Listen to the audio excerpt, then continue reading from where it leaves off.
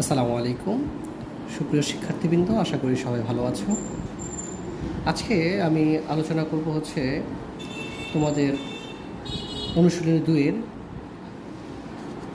Domain এবং range নিয়ে। Domain এবং রেঞ্জ এই ধরনের প্রশ্ন সাধারণত ঘতে বা খতে কমন একটা প্রশ্ন থাকে সবসময়। যেহেতু তোমরা 2026-এর পরীক্ষার্থী, তোমাদের সংক্ষিপ্ত প্রশ্নে ডোমিনেন্স দিতে পারে অথবা সৃজনশীল তো একটা থাকবেই। যেহেতু তোমাদের 2026-এর শর্ট সিলেবাসে সেট, বীজগণিত এবং অনুপাত এই তিনটা থেকে যে কোনো দুইটা প্রশ্ন থাকবে। দুইটা থেকে তুমি একটা বা দুইটা দিতে পারো, সমস্যা নেই। তো আমরা আলোচনা করবো আজকে ডোমেন এবং রেঞ্জ দিয়ে। প্রথমে আগে জানি যে ডোমেন এবং রেঞ্জ কাকে বলে।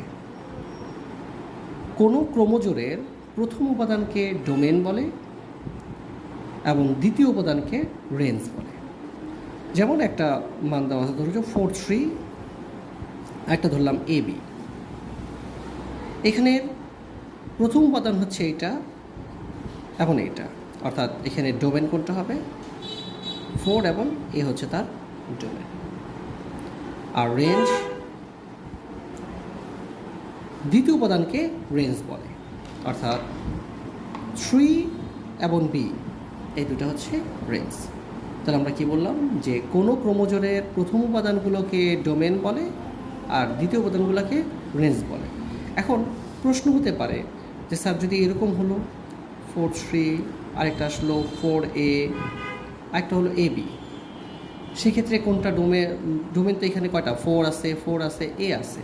সেক্ষেত্রে কি এখানে 3-4টা যাই থাকুক, একটা লিখবো এই যে এটা হচ্ছে ডোমেন, আর রেঞ্জ কত 3AB।